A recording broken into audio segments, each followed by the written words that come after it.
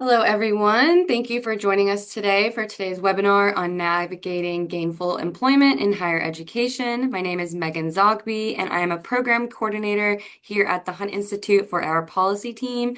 For those unfamiliar with the Hunt Institute, our organization was founded by our four-term North Carolina Governor, Jim Hunt, and serves as a resource for policymakers on education issues across the education spectrum through in-person and virtual convenings, research, and other forms of technical assistance. Before getting the conversation started, I wanted to provide a brief logistical overview. First, this conversation is being recorded and will be available on the Hunt Institute YouTube page and will be emailed to you afterwards. We'll start the discussion with about a 30-minute moderated discussion with our panelists, and then we'll pivot to a Q&A with the audience. If you have any questions throughout the discussion, please submit them using the Q&A feature located at the bottom of your screen. The discussion will be moderated by my colleague, John Lance, Director of Higher Education at the Hunt Institute. John, take it away. Appreciate it, Megan, and thanks for the introduction. I'm really excited for the conversation today, and appreciate the panelists that we have. Many who have been good partners with the Hunt Institute on a couple of different works, and help bring this content together as well too. So really grateful to have them. We're going to dive right in and open it up with a first question for Sumana. Sumana first is the Director of Employer Engagement Team at Northeastern University. They lead the development of programs and strategies that expand full-time and internship pathways across colleges and disciplines. They partner with organizations worldwide to build talent pipelines and create meaningful connections between students and industry through experiential learning, early career recruiting, career development, and exploration initiatives. I think I hit all of the bio there, but for you, curious on your thoughts related to your perspective, what employers are wanting to see from postgraduates in regard to helping transition their academic experiences into career-ready skills that employers truly value. Yeah, absolutely. First off, thanks for having me to the Hunt Institute, and I think it's going to be. I'm definitely curious to see what questions folks have and engage in what is going to be a meaningful conversation. So, with that, I would say in terms of what are employers looking for, from my perspective, um, there are NACE actually, for those of you who are not familiar with NACE, NACE is the National Association of Colleges and Employers. They've actually done a really good job at kind of defining something that for a long time was very ambiguous. And that is what defines a graduate to have career readiness skills and sort of what do those look like. And so NACE did a fantastic job at sort of putting some guardrails around that, and they've developed 8 competencies that they sort of consider the foundational elements for recent grads to have acquired and kind of will make their transition from college to career a little bit easier. What's interesting about that, and this is something that I've incorporated into my dissertation work that I'm currently engaged in, is that nationally, students rate themselves higher on these competencies than employers rate themselves or rate students on, right? So students actually rate themselves on these 8 competencies higher, so they perceive to have these competencies um, in higher regard than employers feel that they do. And another layer to that is there's only one of the competencies that actually employers think students rate themselves lower on, and that's technology. And so the top 3 competencies, just to give you an idea of what those are, they sort of shift from year to year. But in general, you're looking at um, soft skills, power skills, and so not discipline specific, but more holistic, right? Across discipline, communication, teamwork, critical thinking, leadership, things of that nature, right? And again, from year to year, it shifts a little bit in terms of what are the top 3. But those are the sort of guidelines in which we work with our students on in terms of programs that we develop for them at Northeastern, workshops, experiential learning opportunities. Some of you may be aware or not aware, but Northeastern has been doing experiential learning, aka co-op, for over 100 years. So we kind of pioneered that concept, which is the best way to make that transition easier for students is to give them those opportunities while they're still engaged in school, right? And so, but there are other things that we do, particularly through our career center. I'm the employer engagement side of the house, but my department, employer engagement and career design, actively engages with students on helping them to develop those competencies. And also, I'd go a step farther in saying it's not just developing them because students come to us, and of course, we can help them organize, their current experiences, point them in new directions to develop new experiences.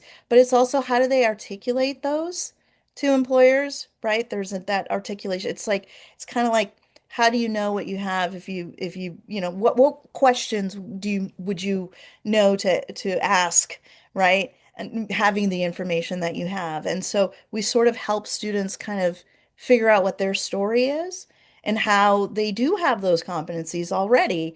And but I would say those competencies, those 8 competencies are what employers are looking for. And unfortunately, at the same time, those 8 competencies are something that um, graduates are being rated not highly on.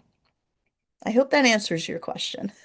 No, it does. That was wonderful. And you touched on a couple that we've heard in some of our work across all 50 states get brought up Okay. is this critical thinking piece. Yeah. Those critical thinking skills are so important.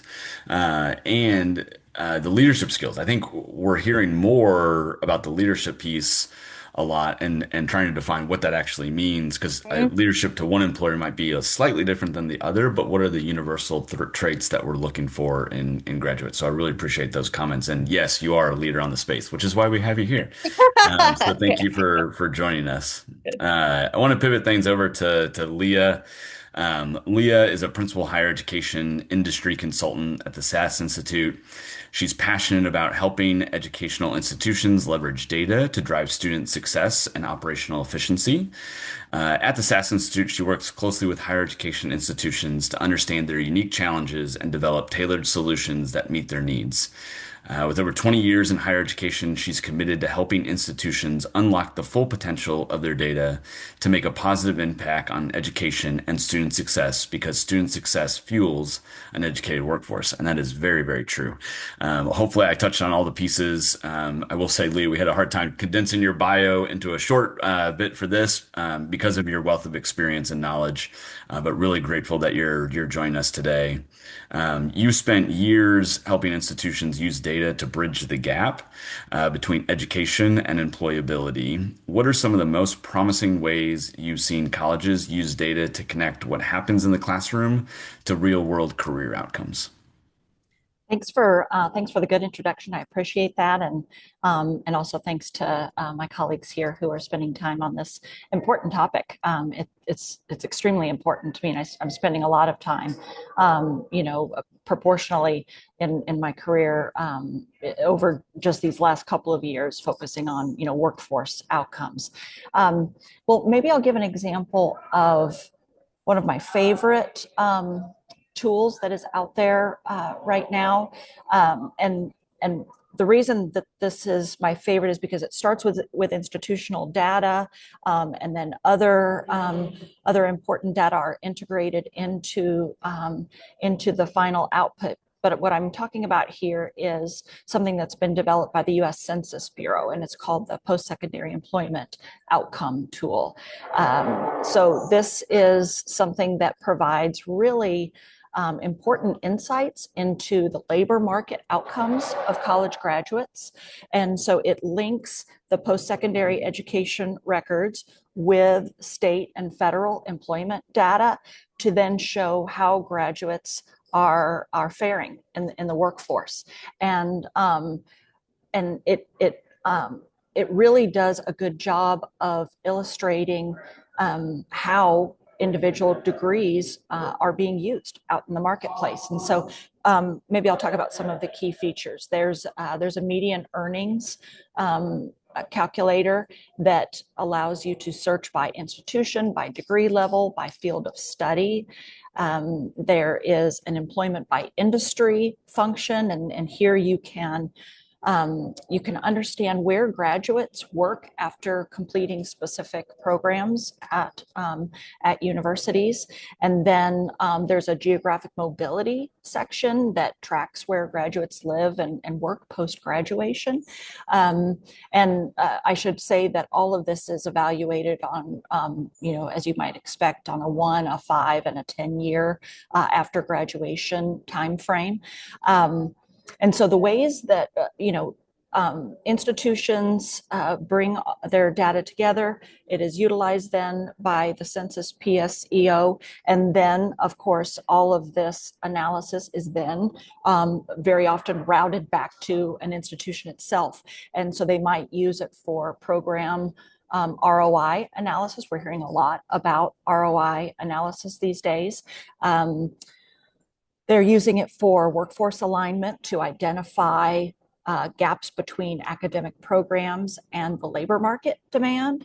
And of course, states are using it for policy planning to support statewide institutional strategies that are geared toward economic development. So, if a state is looking to increase their base of employers that are in a particular industry, we might talk about life sciences, or we might talk about quantum engineering, or whatever the industry is that a state is looking to increase their share. And then these analytics can be used to support the institutional strategies that will feed that economic development. So that's one of my absolute favorites. And I guess maybe I'll highlight one other that I see being used increasingly, which is a skills mapping, and mapping skills to curriculum alignment. Here, institutions can analyze job postings and labor market data to identify the really in-demand skills, and then make sure that those are mapping back to courses and programs within their institution. And this is extremely impactful because it helps faculty to update their syllabi for sure, but to embed the competencies that the institution is seeing employers really value, like data literacy and project management. Increasingly, AI ethics is one of those skills that is coming up in job postings. So those are a couple that I would highlight, and hopefully those who are in attendance here today have had a chance to look at some of those. I really appreciate that. We did have one question come in. If you could name again the tool that you were highlighting that the Census Bureau put out, that would be appreciated. Yeah, it's called the Postsecondary Employment Outcomes. So if you just search Census PSEO, you can get to the right website. And I can't remember. I think it's the Navigator tool. Specifically, but if you just go to the PSEO site, you can find that. The only qualification I have to put on that is that not every single state is participating in that PSEO, and so there are going to be some people who are going to be missed there. But I do see an increasing number of states participating in it. Yeah. I appreciate that, and just want to make sure we got the name for the person who had asked, so that they could try to search in and see if their state's one of the participating states. I do think you were touching on so many different aspects that and the AI being one of those pieces that you're just seeing coming up. I'm surprised it's not higher on the list of things that are coming up that employers are seeking. But I do agree with some of the other things that you mentioned, and it's nice to see the census doing the work that they're doing to bring some of that data to life. I know a number of states are engaged in that effort, so that's good to see. I'll shift things over to Shelley. Shelley serves as the executive director of Skills USA, becoming the fourth person to hold this position in the organization's 60-year history. That's a longevity that you all have in this role. That's really, really cool. With over 2 decades of experience that she has in career and technical education, she brings a deep personal and professional commitment to helping students discover their passions and succeed in high demand careers. Passionate about empowering educators and students alike, Shelley continues to advance Skills USA's mission of preparing America's future workforce through excellence in education, leadership, and hands-on learning. One, I really appreciate some of the work that Skills USA does. So that's maybe a side tangent for later. But I'll ask you a question, maybe related to that. Your organization has long played a pivotal role in connecting education to industry by helping students build employability skills. And from your experience leading a national organization dedicated to CTE, what do you see as the most effective ways for institutions and employers to collaborate in preparing students for gainful employment and long-term career success? Absolutely. Thank you, John, for having me today. Really do appreciate the work that the Hunt Institute does and really the focus on this very important topic. And I would say, really, one of the most meaningful ways is that when we have both industry and education being true partners in co-creation of our talent pipeline and our future workforce. None of us can do this alone. And I think it's really important where we have education industry and organizations and government like Skills USA all come together for the future of our workforce.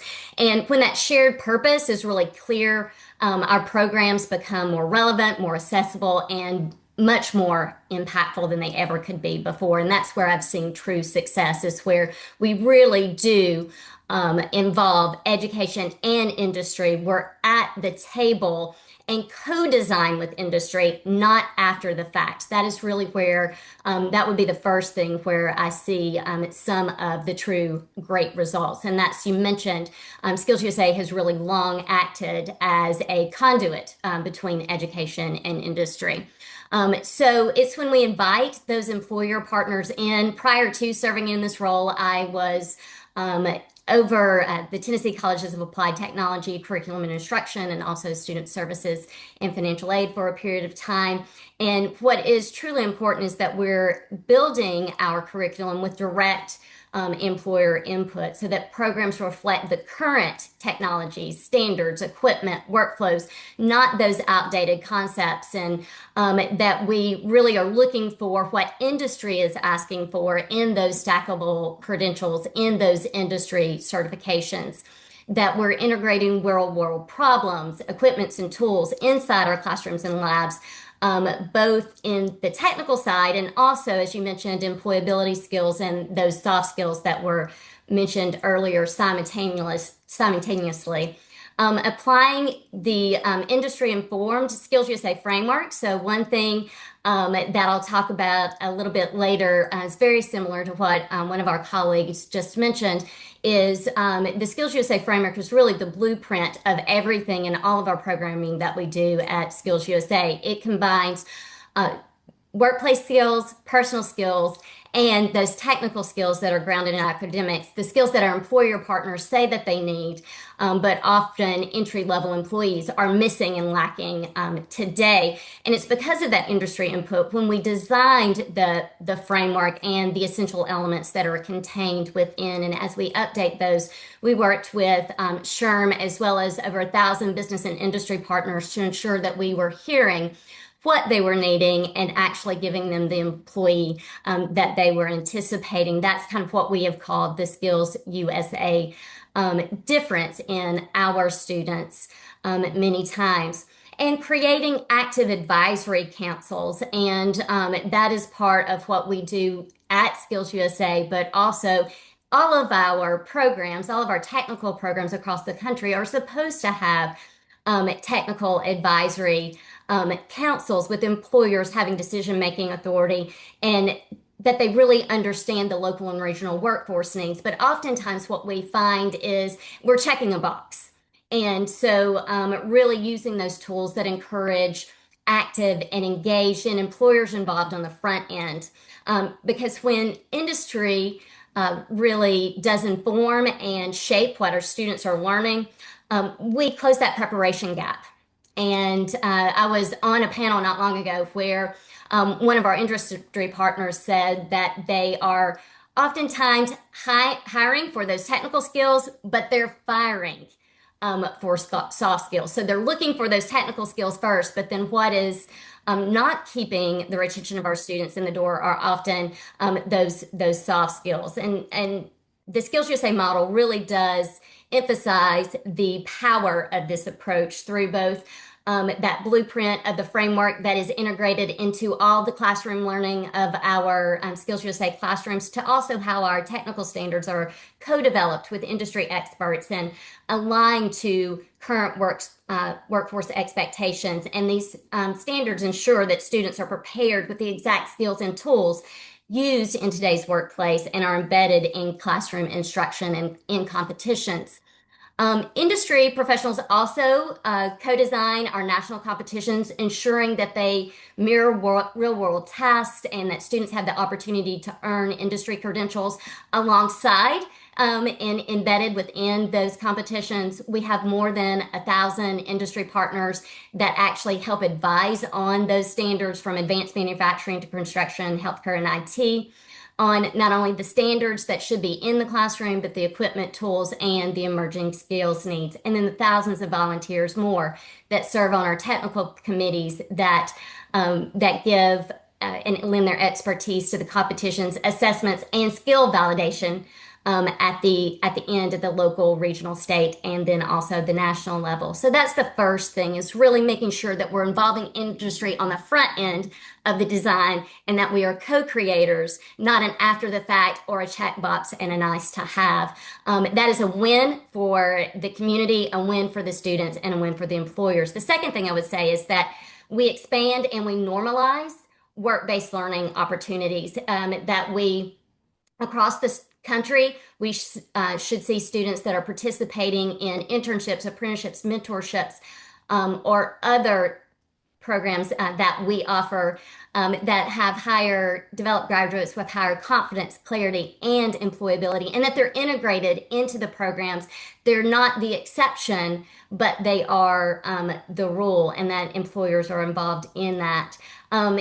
Those programs are most effective when they're part of the experience, not optional, and that our institutions are working with employers to develop a continuum of experiences, not just a capstone, but that actually start with appropriate at their skill level opportunities to intersect with industry, because the earlier that they are able to see themselves and see the real workplace, the more successful that they are going to be. And that could be anything from job shadowing mentorship programs to those micro internships, extended placements, pre-employment, pre-apprenticeship, and apprenticeship programs. And that students are evaluated both on those technical competencies and professional skills, like we were talking about, and my colleague mentioned earlier, that they're actually measured on that through teamwork, communication, and problem-solving skills, through the Skills USA framework or a like framework. And that as we are teaching and validating, that students are learning how to communicate that. And I think that has been one of the strongest things, as my colleague mentioned, is that not only are students able to demonstrate these, but in the interview process, they're able to call those out. And those really are meaningful. The third and final thing that I would say there is that career services are strengthened through employer engagement. And that we're not just having a career service office that is not connected to our local community and local employers, but you have employer-led workshops, mock interviews, resume sessions grounded in real and true hiring expectations. And if you are doing these things and embedding these in your curriculum, that you actually have the expectation of an interview from those employers, direct connections between career counseling staff and that local industry, and that they are sharing the rapid changing of those labor market needs and emerging job pathways, such as AI or clean energy, that we see that we're now making sure that are embedded in those frameworks that we're talking about. And then data sharing that helps institutions really understand which programs lead to stronger outcomes and where adjustments need to be made. So, really sharing that data with your local employers. And then I think most importantly is working with your employers to really have clear and defined pathways with on and off ramps that are understood, and that you work to develop those from our high school students that are just entering in college post-secondary programs to those adults. How can we be successful as we are re-engaging with education and industry?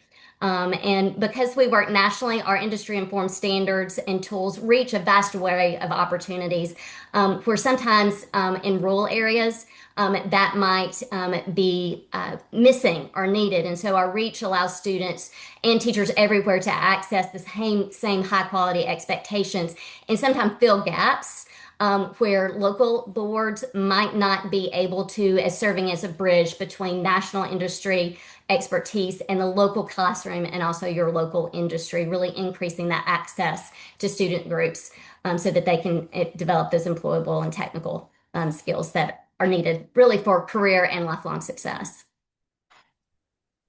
You hit on so many good things there. And one thing that I want to make sure that I maybe challenge our audience to think about is when we talk about industry being involved in the fabric and being involved in the front end, sometimes from a post-secondary institution side, we say, well, we'll just wait for the industries to reach out to us.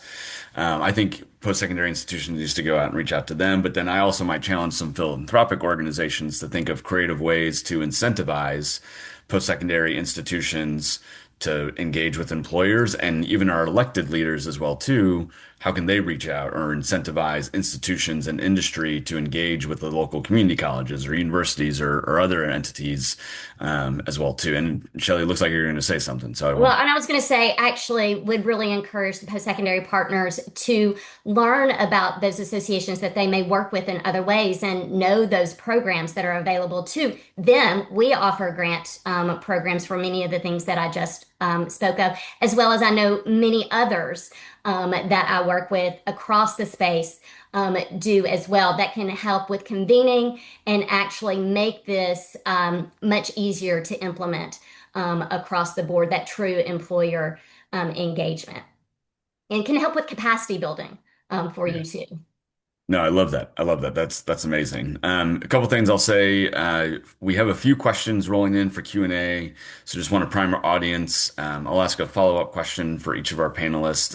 But if you have questions, use the Q&A feature at the bottom of your screen to add to the questions that are already being asked. We have some good ones here. I'm hopeful to get to a place where we don't get to all of the questions, but we do have a team behind the scenes that will work to try to type out answers for questions that we're not able to get to so that you can get the answers that you need.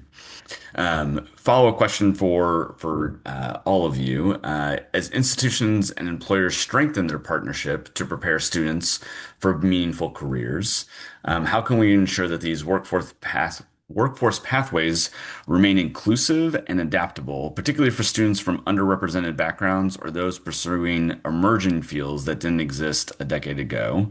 What practices or policies have you seen that help make these opportunities both equitable and sustainable?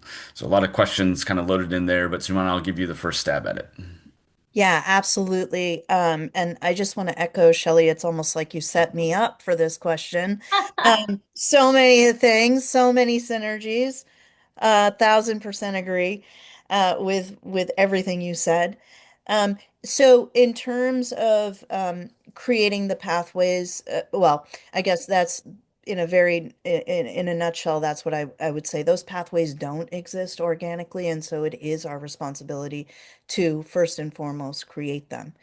And I want to be, when I say create them, I want to be very cognizant of the fact that institutions, just like organizations, have limited resources. Um, size, serve different types of populations, right? And so there are different ways to create those pathways, and I can talk a little bit about how Northeastern does that. But really just identifying those demographics, the demographic of students on your campus.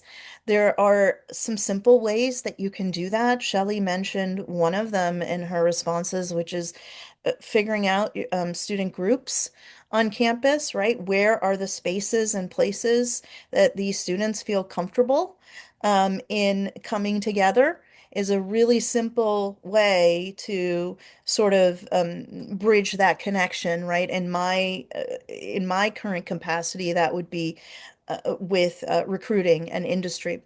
But I'll just say in general with Northeastern, in terms of creating that pathway, we have new place, which is a division or a department as part of employer engagement and career design that really does work with students at the intersection of identity and career. And that organization, it's actually led by Dr. Stephen David Torres at Northeastern. And Dr. Torres has done a tremendous job with accumulating resources for both employers looking to recruit diverse candidates on campus, as well as resources, workshops, and programs for our students that identify with student demographics on campus. And so our job our job, meaning us in employer engagement, is really to partner with organizations like NU Place on campus to make sure that the opportunities that are being presented to us are reaching targeted demographics. So that's first and foremost. And we do have a pathway, already created at Northeastern to be able to do that. But even when we do that, it's also our responsibility, and Shelley, you mentioned this as well, with checking a box. I consider an employer, one of the first things that I ask an employer who says, how can I recruit this particular population or that particular population? Are they checking a box? Because students can tell. They're very smart, right? They're very smart. Or rather, I think the word is, and particularly with this generation of Gen Z students, they value authenticity, they display authenticity, they require it, they demand it, right, from organizations and workplaces. And so when you do come to campus to connect with particular student demographic groups, are you being authentic? And honestly, the best way to show that you're not checking a box is from beginning to end. And what do I mean by that? From beginning, what sort of and Leah, this is some place where data helps is you've come up with these metrics. What is your reasoning for that, right? From the get-go, like you've determined you have this need. How did you determine that? What brought you to this place? And then you're posting a job description, something as simple as that. Let's look at the language that you're using within that job description. Are you being inclusive, right? Is this going to appeal? Because at the end of the day, if you can get traction for that job posting across multiple student demographics, that to me is a win because you've just expanded your talent pool. And then when you come to on campus to engage with our students and various demographics, who are you bringing with you? What are you talking about? Um, what is your proof, right? Because you are going to be asked these hard questions, particularly when you're looking to engage with marginalized communities on campus. So I would say first and foremost, and we actually have a guide that we've developed for employing organizations that come to campus and want to connect with students. So, and we make that readily available to them. We also have conversations, one-on-one conversations with all of our employers. I wish from a scalable perspective, we could have them with 100% of our employers that are looking to recruit. But we have them with plenty. Um, and then another aspect that I would say, so that's on the recruiting side of the house.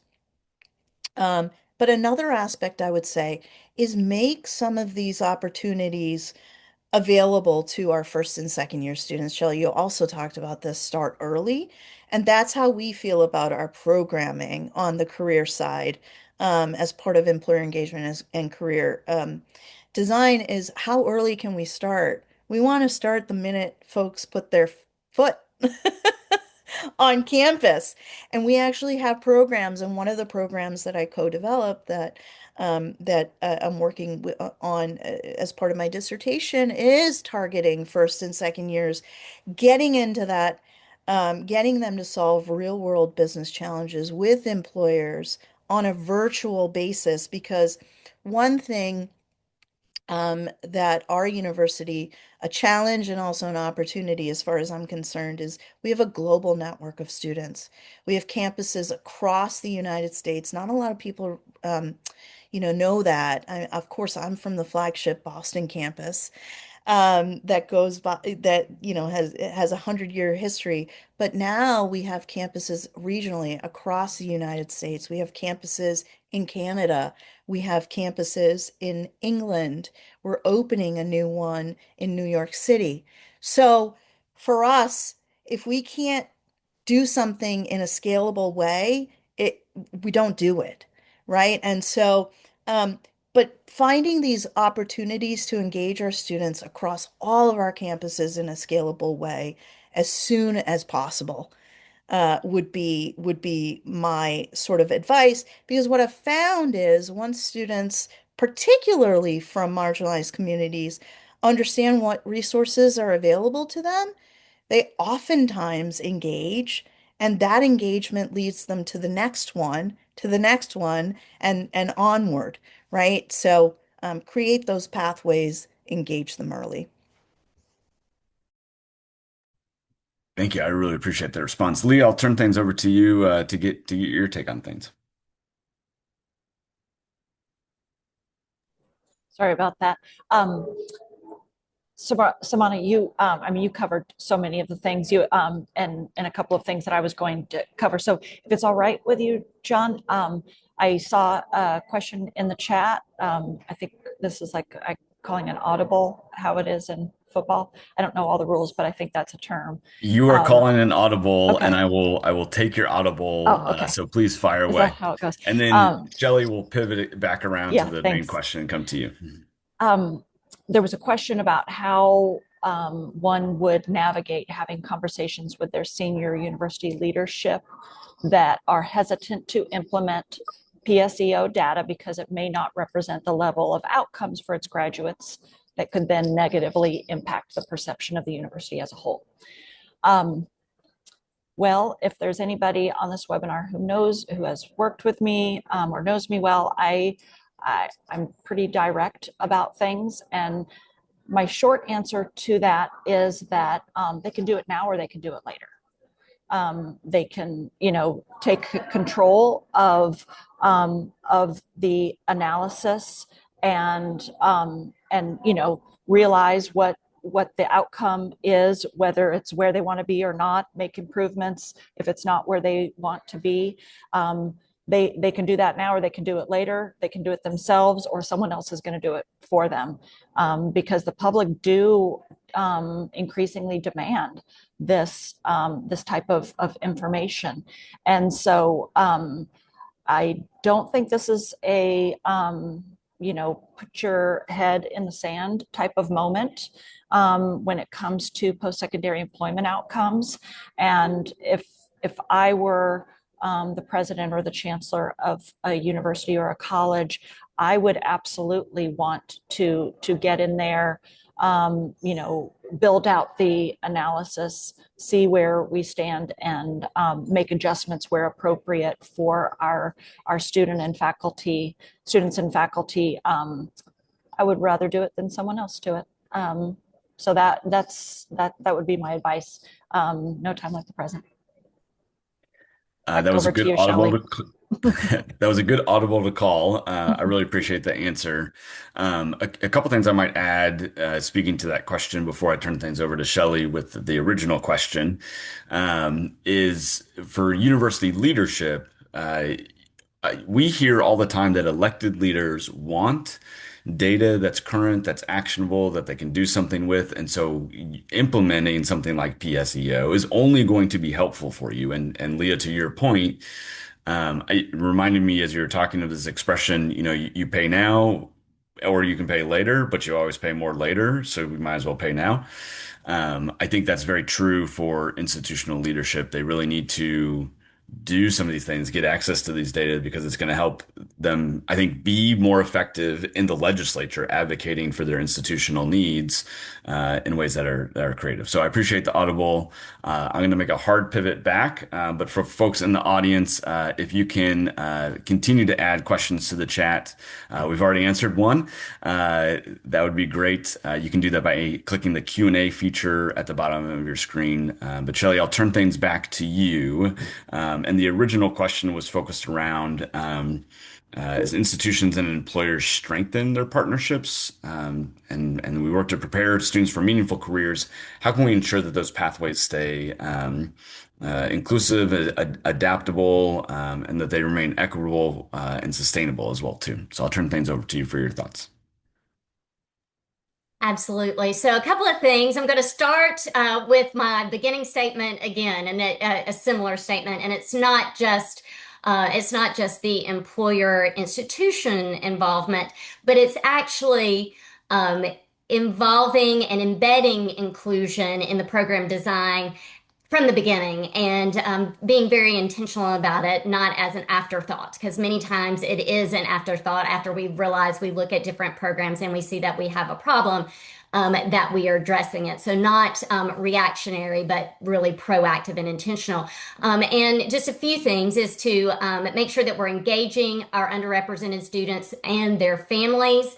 And there's trusted community groups. Again, finding those community groups that really do give a sense of belonging and provide opportunity, helping them understand the full range of high wage and high demand careers that are available to them. And I think understanding the pathway and ensuring that that is very clear. And part of that pathway is adaptability that I'll talk about in just a moment.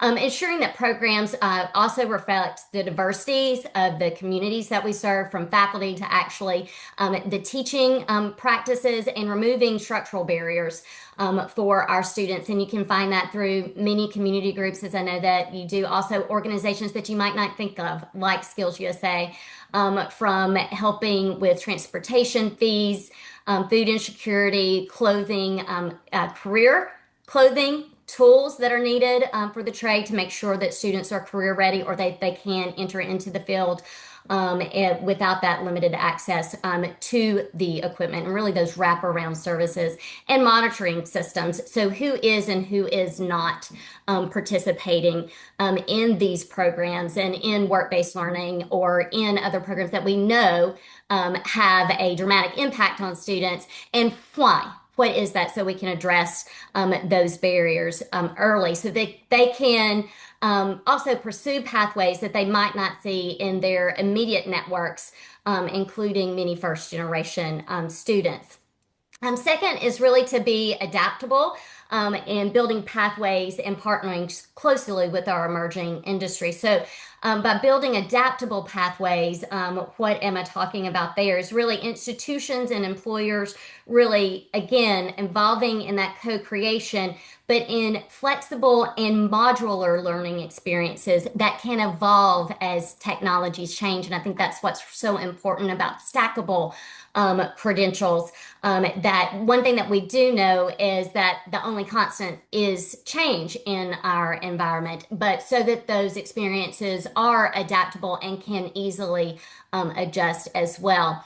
And making sure that your advisory councils are reflective of those emerging industry leaders to help align your programs with real-time workforce needs.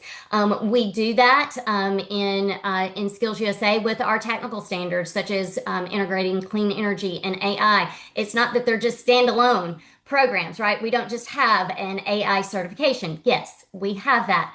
But we also are, how is it impacting other skills, clean energy? How do we ensure that we're infusing those in HVAC, in our electrician programs, in our IT programs, in our healthcare programs as well? And micro credentials and stackable certifications and credentials that really support students, especially, and I think in my prior work as well, our adult learners and our first generation students who enter the pathways at different points.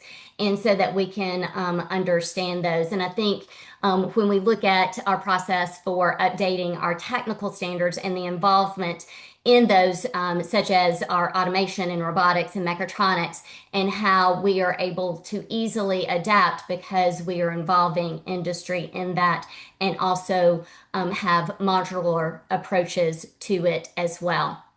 I think a real powerful example of that is too, so many times making sure that our rural, urban, and regardless of socioeconomic class, that we are able to reach students with where they are. And really a powerful tool that we have developed, and there are others out there, is called Skills USA Pathful. It is a career readiness platform that allows students access to career exploration tools, actually showing them what they're going to need as they enter the workforce, and will their employment help them do that, with labor market insights, virtual job shadows, and live industry engagement. So if we don't have the transportation necessary, or the employer is not close to us, that we can bring that in. And work-based learning opportunities that connect classrooms directly with employers. It breaks down geographic and socioeconomic barriers by actually bringing industry directly to the students, not the other way around. So really looking at those opportunities to bring those industry opportunities to our students. So it doesn't matter time or place or your other obligations with family, as we know many of our post-secondary students bring those obligations as well. And really, the third would be support for the whole student through inclusive work-based learning and mentorship. And what I mean by that is really working with our employers to provide paid internships, and then policies that also support paid internships, apprenticeships, ensuring that our low-income students don't have to choose between earning an income and gaining essential workforce experience. Offering mentorship networks, especially pairing professionals from underrepresented backgrounds with students navigating similar challenges in the workforce, so they can really see and navigate through that, and using NACE, or the Skills USA framework, to intentionally teach employability, leadership skills, and personal responsibility, to really boost confidence of those students in communication and long-term agency that is needed. When you look at policies, I think really advocating, one thing that is was wonderful. I've worked on this since my son was 1. He is now 12, but is Workforce Pell, and really excited about the opportunities that that has for the short-term in-demand programs that take months, not years, in order, really looking at many of our adult students that this may assist, as well as our other students that are entering the path, entering those pathways, but that it also is stackable, so that that they can go on to other success. And policies that create ease of navigation through our institutions of higher learning, and that we are looking for ways to consistently increase the investment in career counseling and education infrastructure for these things, and complementing education and workforce systems. So when you look at a policy priority, is really advocating for not our education and workforce systems to be competing for those dollars, but really complement. And I think, many of those things can really go a long way with helping ensure that our underrepresented populations see these opportunities for themselves and have access to that, as well as policies that can drive that change. I appreciate you mentioning Workforce Pell. I think that's going to be a huge opportunity for a lot of the things that you were touching on, but a good opportunity for states as well too to think about how to implement it as some of the rules come out and how where we go with it. We have about 8 minutes left, so I want to jump to Q&A. We maybe have time for one or two questions. First question I see is from Esther Coleman. Their question was, my background includes early childhood education and workforce development with the Workforce Board. My observation over the years is that workforce development becomes a focus in middle and high school, but not so much in the early grades beyond literacy. Can any of your experts comment about how we can start workforce development much earlier than we currently do? Also, if they have examples of ECE programs, assume that means early childhood education programs that do a good job preparing young children for skills they will need in their later lives and careers, that would be helpful. Who would like to take a stab at that first? So Esther, would love to talk to you a little bit more about this when we have some extended time. But there are many other programs I know in ECE, Reimagine Learning. Days programs that I've had several ECE programs do with their colleges and bringing in preschool and elementary school age children to actually get hands-on experience and in a fun, age-appropriate way to do that. There are also many other organizations. We have a program called Explore, where our students actually go into early childhood classrooms and share their experiences because it closer to their age. Many times, a high school student or a young college student can actually connect with those elementary school students in a really meaningful way about why they have chosen their career. But there are several really good programs that we have seen that are talking about really introducing careers much earlier in age appropriate fashions. So my colleagues may have some better examples. And Leah, you unmuted, so happy to have you. And then I'm also dropping our email for our Director of Early Learning, Kelly Epley. She might have some good insights as well here too. I would just for sure echo the sentiment that you have, Esther, because we all know that numerous studies show that children do begin ruling out career options based upon stereotypes or having limited exposure, even when they're very, very young. And so introducing those diverse role models, and Shelley was talking about, high schoolers, working with elementary school students, for instance, and establishing those real world connections in the early grades should help and does help to counter kind of those stereotypical limitations that young children have. And then I hope that all early childhood education programs are beginning to build skills that we then talk about much more when it comes to high school and of course college and beyond.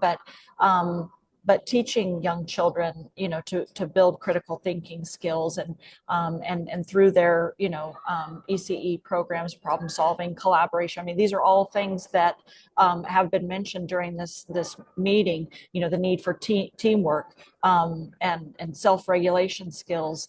So if we're not teaching them in ECE programs, as Shelley said, in an age appropriate way, they don't have that foundation to master the way that they will need to when they are in the workforce. So I think you're really right on to peg that as a focus early on. I think those are great answers. One thing I might add is I think in pockets and maybe a few facilities and a few centers, you might see some elements of this, but is it fully flushed out? I don't know necessarily off the top of my head, but our Director of Early Learning, Kelly Epley, who I give you her email address, please do get in touch with her.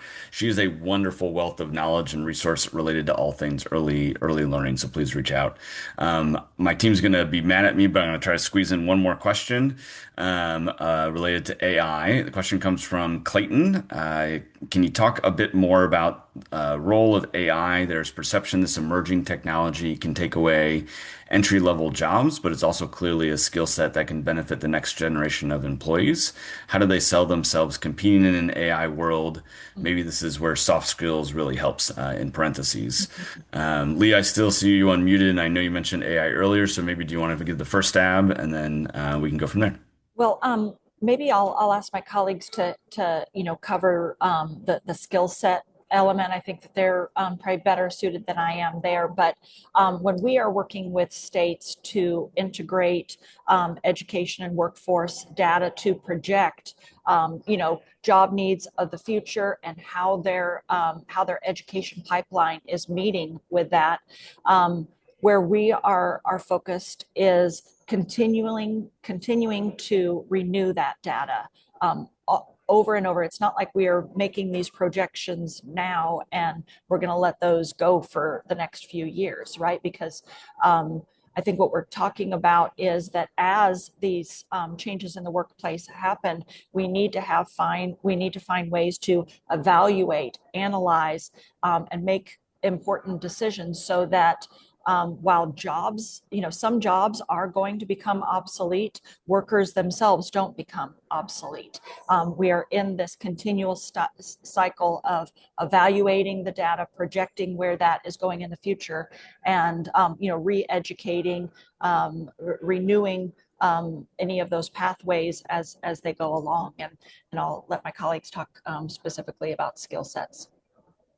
Simona, you might have some insight into this. I'll pass things over to you. Yeah, no, absolutely. So first off, the president of our university actually wrote a book, Robot Proof, Higher Education in the Age of Artificial Intelligence. So check that out if you get a chance. But look, this is baked into our model, right?